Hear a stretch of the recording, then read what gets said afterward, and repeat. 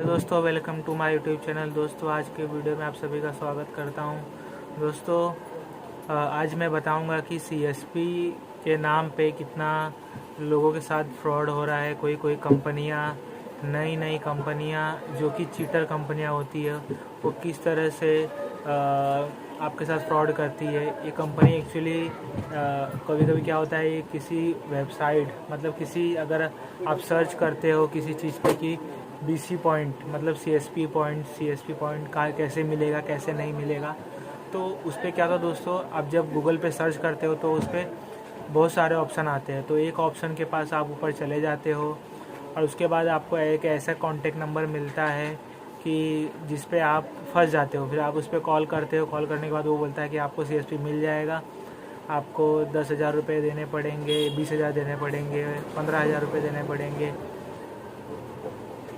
क्योंकि दोस्तों आप लोगों को बिज़नेस की ज़रूरत होती है। आप सोचते हो कि मुझे बैंक से पूरे CSP मिल जाएगा,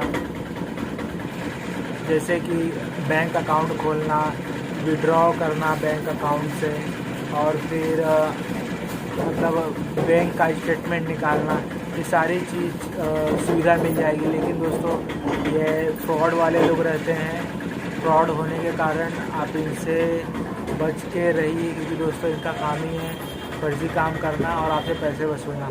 दोस्तों आप लोगों को बता दूं कि अगर आपको APS चाहिए और बैंक की सुविधा चाहिए तो उसके लिए सिर्फ 500 से 1,000 रुपये खर्च होते हैं, उससे ऊपर खर्च नहीं होते ID के लिए। दोस्तों आप लोग को बता दूं कि जो आपसे 5,000 10,000 ऐसी चीज़ मांग रहा है वो टोटली फ्रॉड है। और अगर वो कंपनी ऐसा मांग रहा है तो दोस्तों सिर्फ अपने पैसे अपने लिए, अपने जेब में पैसे डालने के लिए रख रहा है।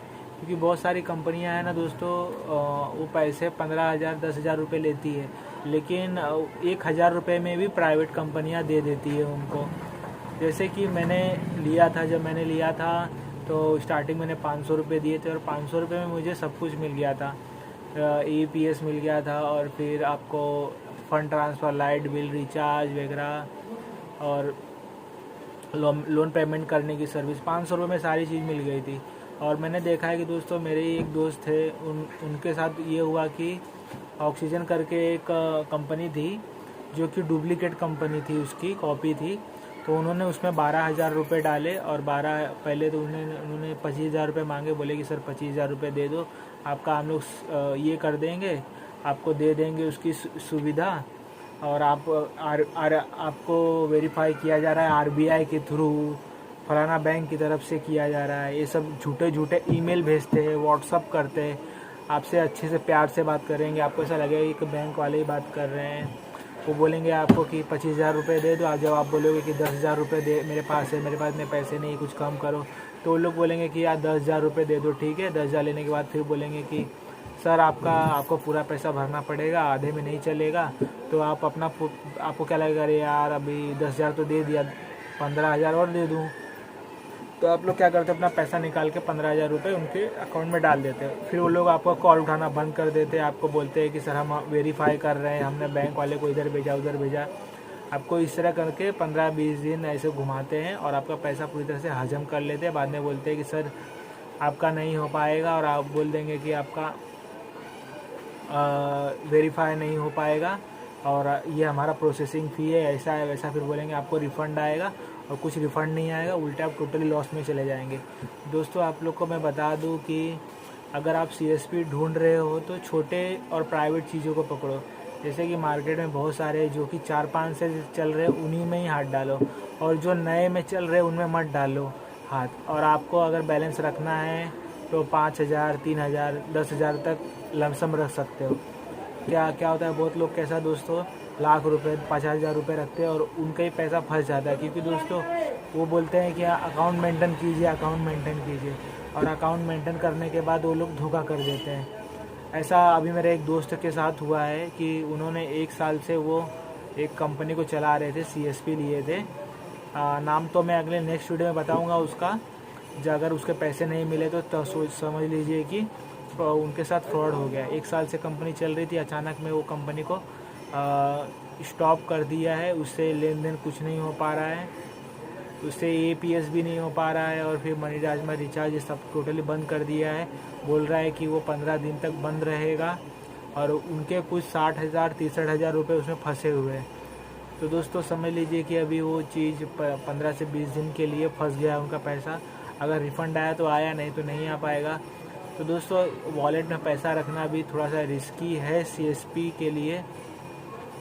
तो मेरा बोलने का अगर रिटेलर हो तो 5,000 से 10,000 रुपये आप रख सकते हो, वो भी जेन्युइन ऐप में, जैसे कि स्पाइस मनी है, वो कुछ अच्छे हैं और फिर बाकी बहुत सारे हैं। मैंने तो एक ही नाम लिया है। अगर आप पूछोगे तो मैं बहुत सारे कंपनी के नाम बता दूंगा और आप उससे अच्छे से वेरीफाई करके अपना काम कीजिएगा।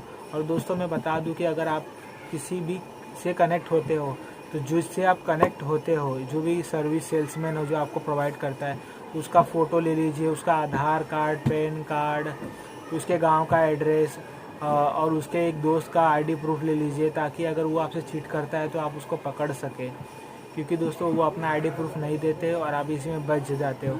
और दोस्तों कभी भी ID प्रूफ लेते हो तो उसको भी वेरीफाई कर लीजिए, क्योंकि बहुत लोग अपना फ़ोटो चढ़ा के दे देते हैं, बोलेंगे हमारा नाम ये है और आप उस पर विश्वास कर लोगे। तो किसी से भी दोस्तों जल्दी पे विश्वास मत कीजिए इस लाइन में, क्योंकि दोस्तों जितना CSP के रिगार्डिंग इतनी सारी फ्रॉड हो रही है ना मार्केट में, कोई 50,000 रुपये ले लेके भाग जा रहा है, कोई लाख रुपए लेके। लोगों को लगता है कि बैंक वाले सारी सुविधा देने वाले हैं, उनको A to Z चीज़ देने वाले रहते हैं। ऐसा नहीं कि बैंक देते हैं लेकिन सुविधा, लेकिन बहुत लोगों के साथ चीट हो जाता है। तो कहने का मतलब ये है कि आप लोग संभाल के अपने पैसे को इन्वेस्ट करें।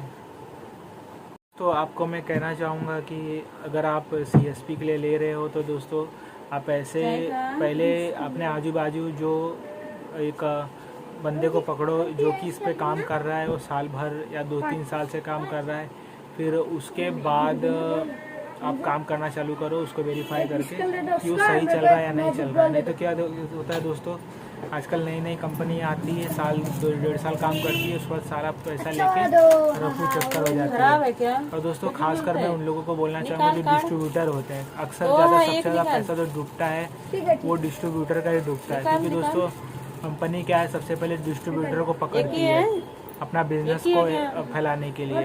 तो वो अपना हर एरिया में डिस्ट्रीब्यूटर रखती है, जैसे कि 5 किलोमीटर के अंदर 2 डिस्ट्रीब्यूटर रखेगी या 1 डिस्ट्रीब्यूटर रखेगी। तो वे लोग क्या करते हैं कि समझ लीजिए कि आपके एरिया में दुकान ज़्यादा है और डिस्ट्रीब्यूटर का पैसा कम है, तो वो उतने एरिया में उसको एरिया दे के रखी रहती है कि आप इतना एरिया में कर सकते हो। ऐसे कोई डिस्ट्रीब्यूटर का एरिया नहीं कायम होता है। लेकिन फिर भी अगर कोई कंपनी अपना डिस्ट्रीब्यूटर करना चाहती है तो उससे वो बोलेगी कि आप 50,000 मेंटेन करके रखो, आप लाख रुपए तक लो। ऐसा वैसा करके दोस्तों डिस्ट्रीब्यूटर का पैसा फंस जाता है, रिटेलर लोगों के पास भी फंस जाता है और फिर कंपनी के पास भी पैसा फंस जाता है। तो दोस्तों अगर CSP के बिज़नेस में जा रहे हो तो दोस्तों इसमें फ्रॉड भी बहुत सारा होता है। और मैंने ऑनलाइन भी बहुत लोगों के देखे हैं कि लोगों ने 20 से 30,000 रुपये तलक दे डाले हैं फ्रॉड वाले लोगों को।